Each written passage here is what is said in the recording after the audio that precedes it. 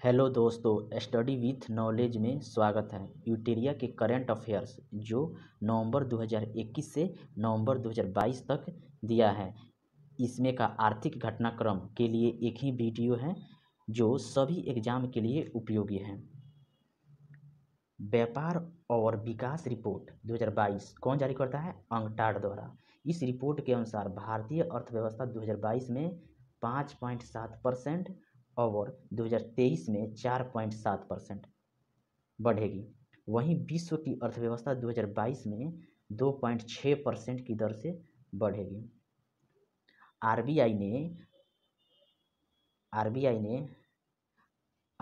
ने अक्टूबर 2022 में central bank digital currency पर एक कॉन्सेप्ट नोट जारी किया है जो नोटों का एक डिजिटल रूप है।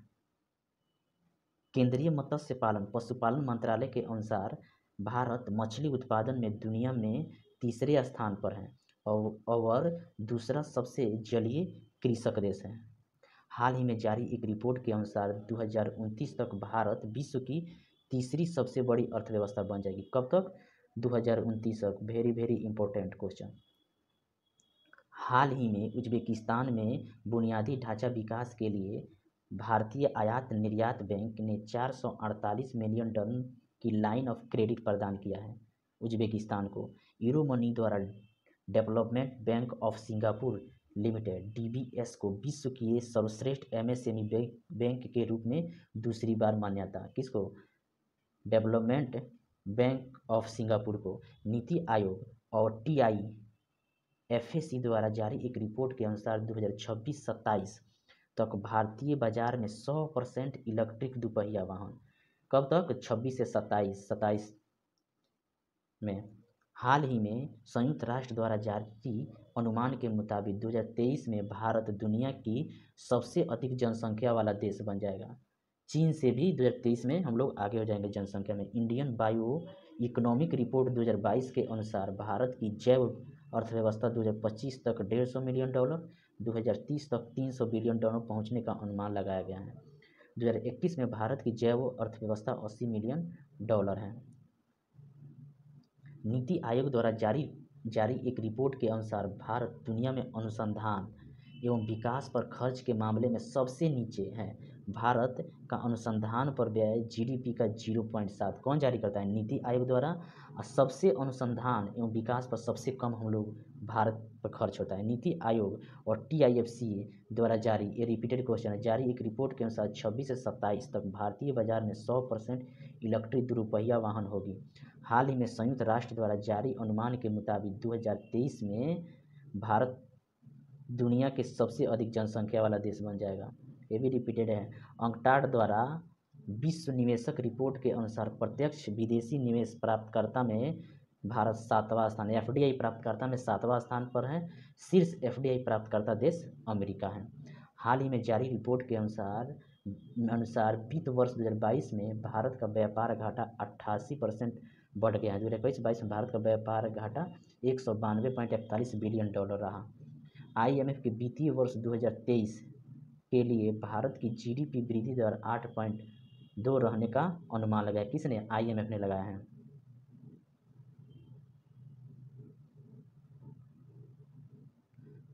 केंद्र सरकार द्वारा जारी एक रिपोर्ट के अनुसार भारत को वित्त वर्ष 2021-22 के दौरान $83.87 अरब प्रत्यक्ष विदेशी निवेश प्राप्त हुआ है। 21-22 में भारत ने वर्ष 2020-21 में $81.87 बिलियन का प्रत्यक्ष विदेशी निवेश प्राप्त किया था, जो 2020-21 से 2021-22 में ज़्यादा है। वर्ष 2021-22 में अमेरिका भारत का शीर्ष व्यापारिक भागीदार देश बन गया है। पहले इसका स्थान चीन का था, अब अमेरिका हो गया भागीदार देश। हाल ही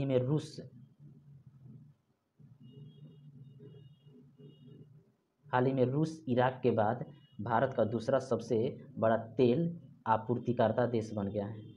रूस इराक को पछाड़कर दूसरा तेल आपूर्ति देश बन गया है। अमेरिका द्वारा चीन के बाद भारत दुनिया का तीसरा सबसे बड़ा तेल निर्यातक देश है। विश्व बैंक द्वारा जारी एक रिपोर्ट के अनुसार 2021 में भारत शीर्ष विदेशी प्रेषण प्राप्तकर्ता देश रहा। भारत को 2021 में $89 बिलियन से अधिक प्रेषण प्राप्त हुआ। इसमें दूसरा स्थान मैक्सिको और तीसरा स्थान चीन का है। विश्व बैंक द्वारा जारी माइग्रेशन और डेवलपमेंट ब्रीफ रिपोर्ट के अनुसार 2020 में भी भारत का सबसे बड़ा प्रेषण प्राप्तकर्ता था। भारत 2008 में सबसे बड़ा प्रेषण प्राप्तकर्ता रहा है। सेंट्रल बैंक अवार्ड 2022 में चिली के बैंक के गवर्नर मारियो मार्सेल को गवर्नर ऑफ द ईयर पुरस्कार से सम्मानित किया गया है। प्रोजेक्ट बैंक सखी, बैंक ऑफ महाराष्ट्र ने उड़ीसा में इस प्रोजेक्ट को लॉन्च किया। यह उड़ीसा के लोगों को बैंक खाता खोलने के लिए परेशानी मुक्त पहुंच सुनिश्चित करता है। कौन? बैंक ऑफ महाराष्ट्र उड़ीसा में खोला है प्रोजेक्ट बैंक सखी। हाउस वर्कर इज वर्क परियोजना एक्सिस बैंक द्वारा शुरू किया गया है। उद्देश्य है भारत की शिक्षित महिलाओं की कार्यबल में भागीदारी बढ़ाना। लक्ष्मी फॉर लक्ष्मी पहल कौन जारी किया है? HDFC फंड द्वारा। उद्देश्य वित्तीय विशेषज्ञ महिला निवेशक की समस्या का समाधान कर उसका मार्गदर्शन करना। आरबीआई ने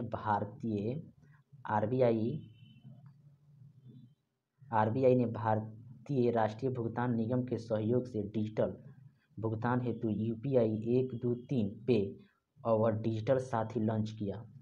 यह ग्राहकों के डिजिटल भुगतान संबंधी प्रश्नों को हल करेगा। वर्तमान में यह हिंदी तथा अंग्रेजी भाषा में उपलब्ध, दो ही भाषा में उपलब्ध होगी।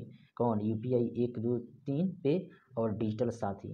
वर्ष 2021 में अमेरिका $112 बिलियन के व्यापार के साथ भारत का शीर्ष व्यापारिक भागीदार देश रहा। वहीं चीन दूसरा भागीदारी देश है। भारत ने आयात निर्यात बैंक और श्रीलंका सरकार ने $500 मिलियन के ऋण समझौता पर हस्ताक्षर किया है। दिसंबर 2021 में भारत में बेरोजगारी दर 7.91 पर पहुंच गई। शहरी बेरोजगारी 9.30 और ग्रामीण बेरोजगारी 7.29। शहरी में ज़्यादा शिक्षित बेरोजगार देखने को मिलते हैं।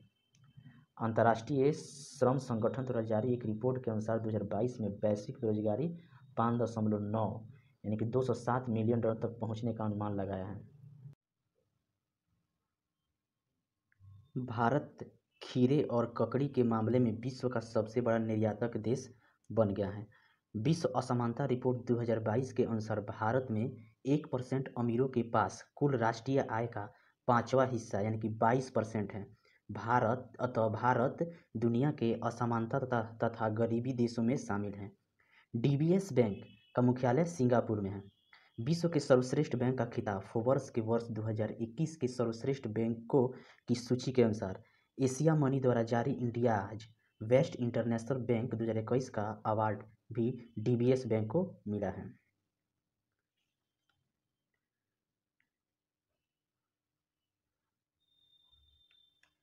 आरबीआई ने 50 करोड़ रुपये या उससे अधिक के पूंजी या चालू खाता लेन देन के लिए लीगल एंटिटी आइडेंटिफायर LEI को अनिवार्य किया है। LEI 20 अंकों का नंबर होगा। LEI 20 अंकों का नंबर होगा जिसका उपयोग वित्तीय गुणवत्ता में सुधार हेतु किया जाएगा। भारत के निजी क्षेत्र के बैंक एक्सिस बैंक को निवेशक तथा ऋण जारी करने में उत्कृष्ट प्रदर्शन हेतु एशियाई बैंक ऑफ द ईयर से सम्मानित किया गया है। एक्सिस बैंक को नीति आयोग ने कुल स्टैक डिजिटल बैंक की स्थापना का प्रस्ताव दिया है जो मुख्य रूप से इंटरनेट और अन्य निकटवर्ती चैनलों पर अपनी सेवाओं की पेशकश करने के लिए निर्भर करेगा, न कि भौतिक शाखाओं पर। केंद्र सरकार ने PM मित्र पार्क योजना हेतु 44 से 45 करोड़ रुपया आवंटित किए हैं। इसका उद्देश्य बुनाई, रंगाई, छपाई से लेकर परिधान निर्माण तक की संपूर्ण वस्त्र मूल्य श्रृंखला को एक स्थान पर एकीकृत करना है। श्रम एवं रोजगार मंत्रालय द्वारा आधार वर्ष 2016 के साथ वेतन दर सूचकांक की एक नई श्रृंखला जारी की गई है। भारत सरकार ने झारखंड में जल पूर्ति के सुधार के लिए एशियाई विकास बैंक ADB के साथ $112 मिलियन का ऋण समझौता किया है। किसने? झारखंड सरकार ने। महाराष्ट्र में ग्रामीण कनेक्टिविटी में सुधार के लिए भारत सरकार ने ADB के साथ $300 मिलियन का समझौता किया है। ग्रामीण महाराष्ट्र में ग्रामीण क्षेत्र के विकास के लिए। एशिया मनी 2021 में पोल में HDFC बैंक को भारत में समग्र रूप से सबसे उत्कृष्ट कंपनी के रूप में सम्मानित किया गया है। भारत का पहला यूरो ग्रीन बॉन्ड किसने जारी किया? Power finance corporation limited. HDFC bank ने जलवायु परिवर्तन से निपटने के लिए हरित और सतत जमा ग्रीन एंड सस्टेनेबल डिपॉजिट की शुरुआत की। इसके तहत जमा धन का उपयोग हरित एवं सतत आवास ऋण समाधान एवं सेवाओं के वित्त पोषण के लिए किया जाएगा। कौन? हरित और सतत विकास जमा HDFC bank. Kotak Mahindra bank ने आर्टिफिशियल इंटेलिजेंस आधारित नियो प्लेटफॉर्म लॉन्च किया। इसका उद्देश्य ग्राहकों के लिए बकाये ऋण के पुनर्भुगतान को सुविधाजनक बनाना है।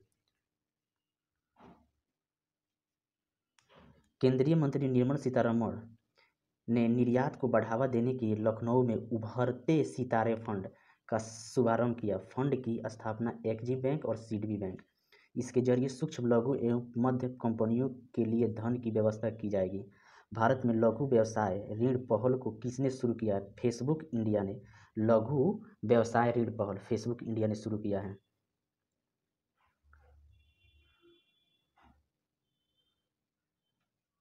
$100 अरब पार करने वाली चौथी भारतीय फर्म इन्फोसिस है।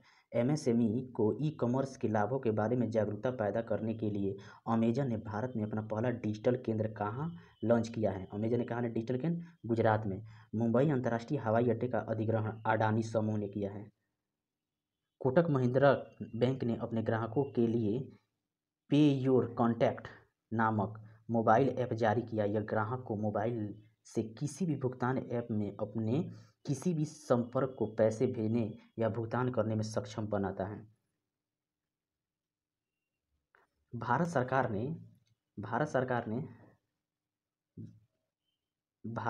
ने मिजोरम में स्वास्थ्य परियोजना के लिए विकास के लिए विश्व बैंक के साथ $32 मिलियन ऋण समझौता किया है। कौन सरकार? मिजोरम सरकार ने स्वास्थ्य के परियोजना के विकास के लिए। SBI ने स्वास्थ्य सेवा क्षेत्र के लिए आरोग्य health care business loan launch किया है। इसके तहत स्वास्थ्य सेवाओं से संबंधित बिजनेसमैन को 100 करोड़ तक का ऋण दिया जाएगा, जिसे चुनने के लिए 10 साल का समय मिलेगा। कवच व्यक्तिगत ऋण योजना। SBI ने ग्राहकों को कोविड-19 उपचार के लिए चिकित्सीय खर्च को पूरा करने हेतु इस योजना की शुरुआत की। इसके तहत ग्राहकों को 60 महीने के लिए 8.5% वार्षिक ब्याज दर पर 5 लाख तक का ऋण दिया जाएगा। कवच व्यक्तिगत ऋण योजना SBI ने शुरू की अपने ग्राहकों के लिए। वैश्विक स्तर पर भारतीय जीवन विज्ञान लिमिटेड तीसरी सबसे मजबूत एवं 10वीं सबसे मूल्यवान ब्रांड बनी। 2020-21 में भारत के प्रत्यक्ष विदेशी निवेश FDI के मामले में सिंगापुर शीर्ष स्थान है, दूसरा अमेरिका है। राज्यों में गुजरात FDI प्राप्तकर्ता पहला स्थान है। भारतीय लघु उद्योग विकास बैंक सिडबी ने MSME के लिए 2 ऋण योजना लॉन्च की हैं। एक हुआ स्वास्थ्य क्षेत्र के लिए और दूसरा आरोग्य ऑर्गेनिक विकास एवं पुनः निर्माण के लिए। RBI ने प्रतिभूतियों को एक श्रेणी से दूसरी श्रेणी में स्थानांतरित करने के मामले में निर्देशों का पालन न करने के लिए ICICI पर 3 करोड़ का जुर्माना लगाया है। RBI ने 3 करोड़ रुपये जुर्माना ICICI बैंक पे। भारत UK द्विपक्षीय व्यापार संबंधों को मजबूती देने के लिए दोनों देशों ने 10 वर्षीय रोडमैप अनावरण किया। SBI म्यूचुअल फंड प्रबंधन के तहत औसत संपत्ति 5 लाख करोड़ रुपया पार करने वाला भारत का पहला म्यूचुअल फंड बना है। 5 लाख करोड़ पार करना SBI म्यूचुअल फंड। RBI ने सरकारी प्रतिभूतियों की खरीद हेतु नई प्रतिभूति अधिग्रहण योजना GSAP की शुरुआत की। इसका उद्देश्य बाजार और बाजार सहभागियों की भागीदारी को बढ़ाना है। भारत में सोलर रूफटॉप कार्यक्रम के लिए विश्व बैंक ने $100 मिलियन की क्रेडिट गारंटी की योजना बनाई है। यह योजना MSME को सौर इकाई स्थापित करने के लिए रियायती ऋण उपलब्ध कराएगी। चैप्टर समाप्त।